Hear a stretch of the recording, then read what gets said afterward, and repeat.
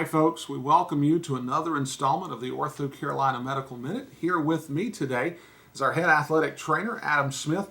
Adam, I wanted to bring up today freshmen, and I think the reason that I'm intrigued to find out more about student athletes that are coming onto a campus as a fresh face is everything for them is new. The sport that they're playing is certainly elevated at the level of play, but there is a certain level of unfamiliarity in regards to their medical history that I'm sure you have to catch up with pretty quickly.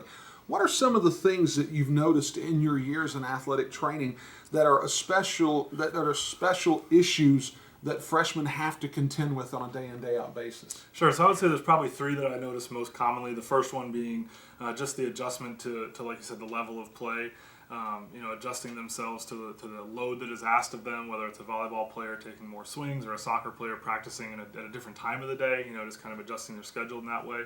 The second issue would be maybe, I would say, would be the from a nutritional standpoint, what they're eating and when they're eating might be changed from their typical breakfast, lunch, dinner schedule, and maybe asked to eat lunch later in the day or closer to practice or further away from practice, while they're studying, that kind of thing. So the nutritional demands could be a little different, and then also just general time management. I think the demand of a full-time college schedule plus the full-time athletic schedule, plus any other activities that they may be involved in, I think there's it's a big ask. So we're trying to be sensitive to concerns about time management, getting enough sleep at night, and all the things that kind of come with the stress of just being a college freshman in general.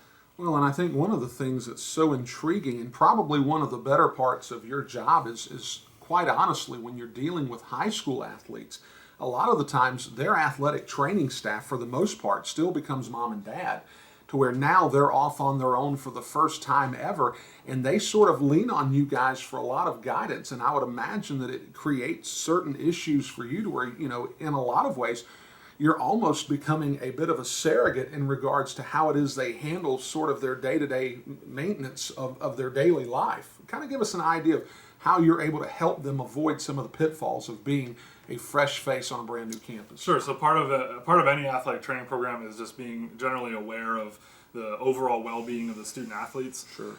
So just picking up on different cues or certain red flags that maybe indicate that they're having troubles in certain areas are things that we look for when we see them in the athletic training facility or out at practice, on the road, in the hotel, at competitions, on the bench. Pretty much we're watching them all the time, almost like a lifeguard does with swimmers. So our ability to pick up on those cues or those red flags, in conjunction with the coach also watching for those and other areas of the campus that are intimately involved in student success, I think we're able to identify those areas and address them when they need to be addressed. Certainly, we never want any of our freshmen or any student athlete for that matter to spend a lot of time inside the athletic training room, but it's always good to know that we've got good people there making sure that their best interests are kept into place. So Adam, thank you so much for all that you do. Folks, for stats, standing stories, and more, there's only one place in cyberspace when it comes to your Crusaders. That place, www.abbeyathletics.com. For the OrthoCarolina Medical Minute, this is Brian Rushing.